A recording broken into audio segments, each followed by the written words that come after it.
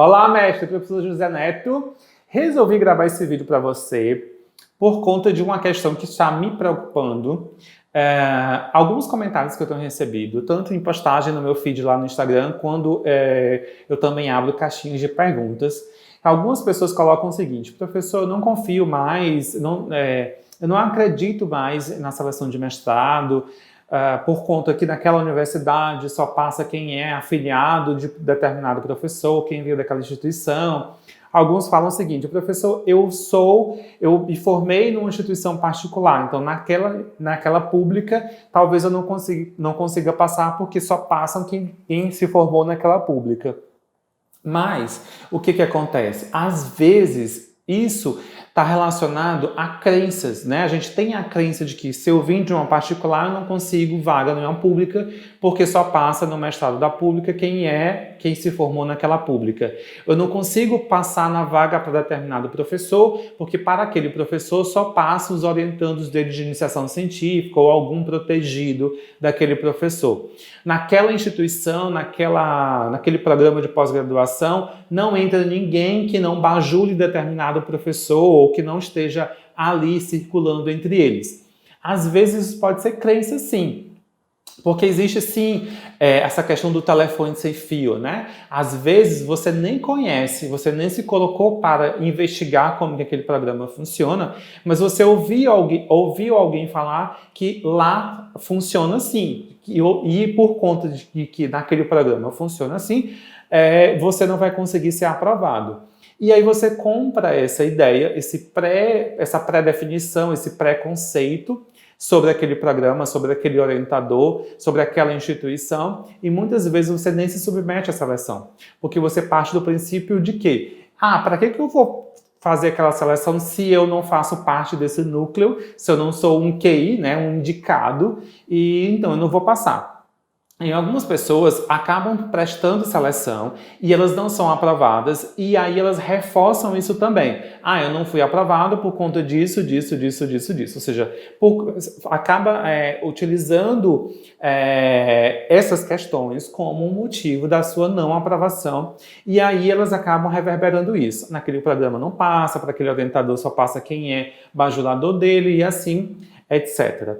Só que a gente tem que ter muito cuidado com isso, tá? Muito cuidado, porque quando você acaba falando isso, reverberando isso, dando continuidade a esse telefone sem fio, você pode estar fazendo pregos julgamentos, e algumas pessoas que não fazem parte desse conluio, né? Essas pessoas podem se sentir prejudicadas e também se sentir ofendidas.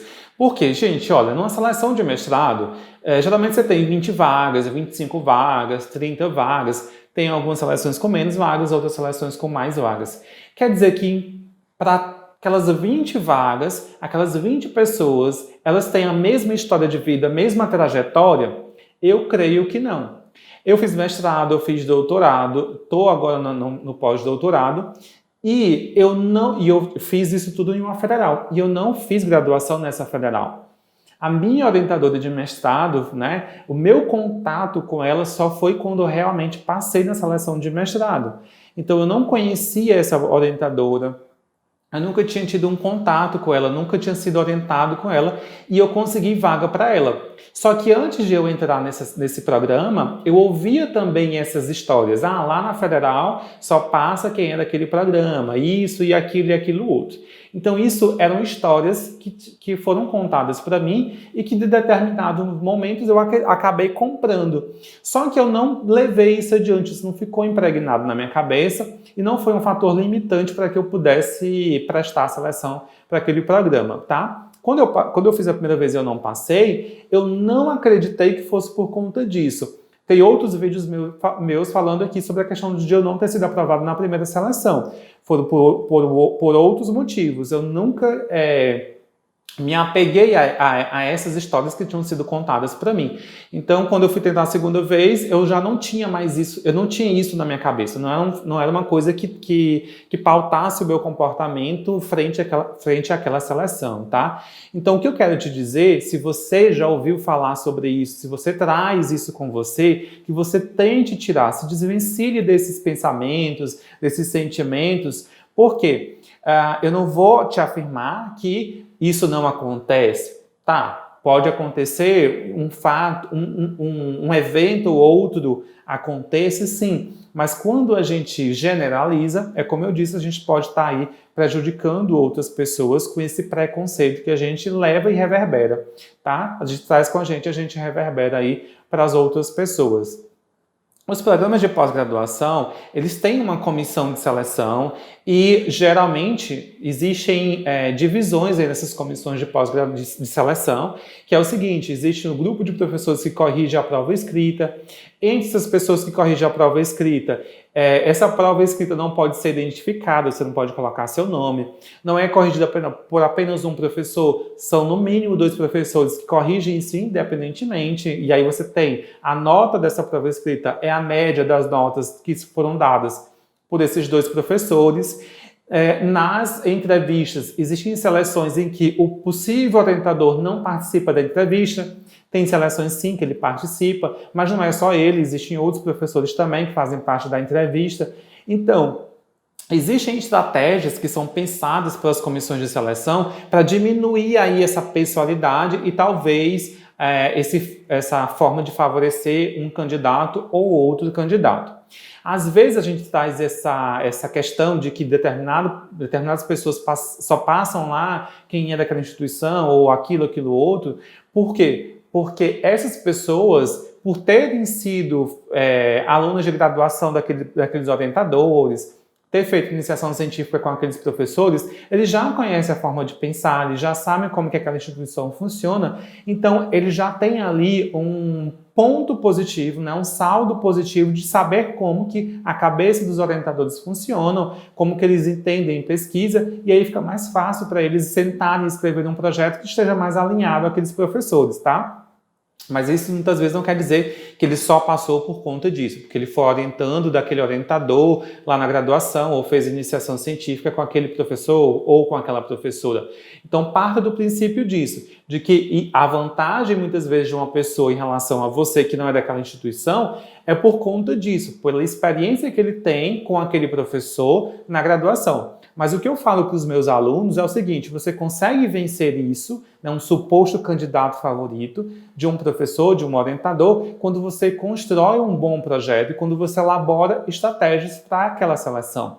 Se você vai despreparado para a seleção, você tende a não ser aprovado. Isso é natural. Mas quando você se prepara, elabora as estratégias, escreve um bom projeto, você não tem como ficar para trás. Não existe um orientador que não cumpre a ideia de um bom projeto. Então, mesmo que aquele candidato tenha sido aluno dele na graduação, mas se por alguma falha aquele aluno não conseguiu ali escrever um bom projeto, muitas vezes porque se confiou que foi aluno do professor na graduação ou foi orientado dele de iniciação científica, ele não fez um bom projeto. Mas você é candidato, aquele professor nem te conhece, você traz um bom projeto, uma boa proposta de pesquisa, objetivos muito bem pensados, uma temática original. Não tem orientador de mestrado que não compre a ideia de um bom projeto.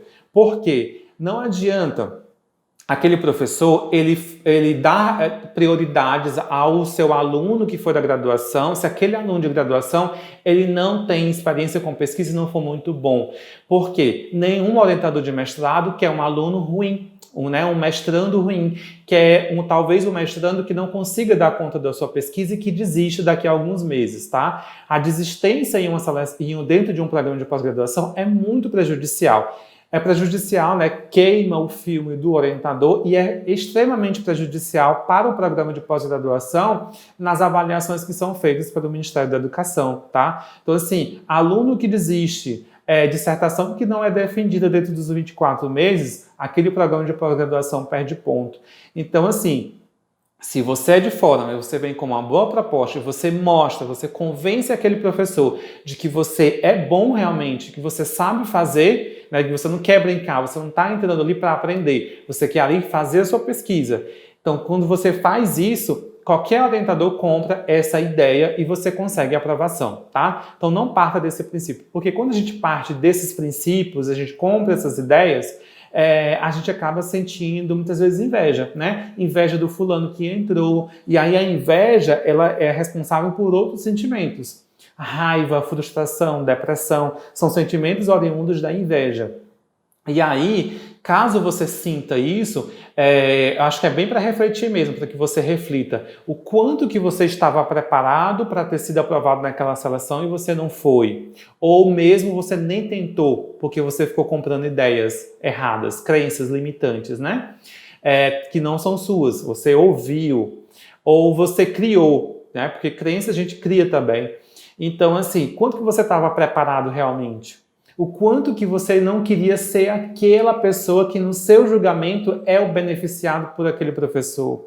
Então, assim, se desvencilhe desses sentimentos ruins, né? Muitas vezes de uma inveja, de um egoísmo, ou de um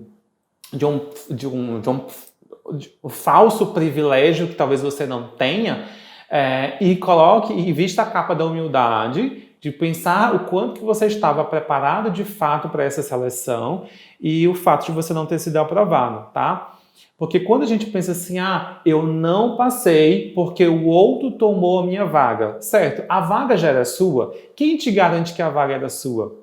Que o outro é tão beneficiado assim, né? Tem esses privilégios todos para tomar uma vaga sua. Quem te garante que é? O que você fez para conseguir essa vaga? Qual o esforço que você fez para mostrar naquela seleção de que realmente você merecia aquela vaga? Então, reflita sobre isso, tá?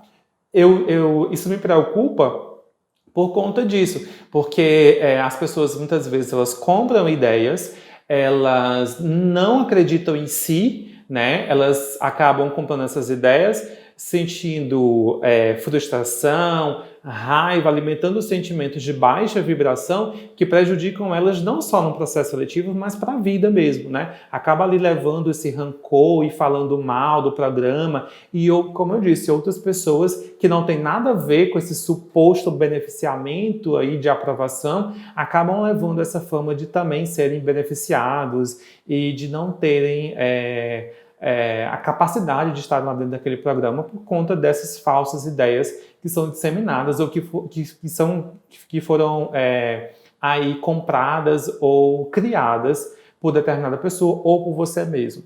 Então é isso, gente. Muito cuidado com isso, com esses sentimentos, porque isso pode prejudicar você em uma seleção. E eu quero que você passe.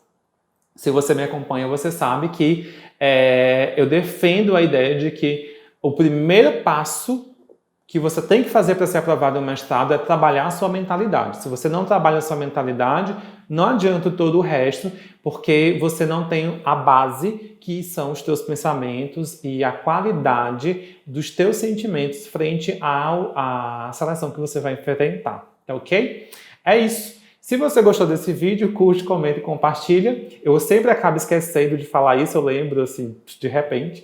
Mas é isso, compartilhe com seus amigos, com alguém ou, enfim, pessoas que você sabe que podem precisar dessa reflexão. Gosto sempre de fazer vídeos de reflexão, você vai encontrar vários vídeos aqui ao longo desse canal. Tchau, tchau!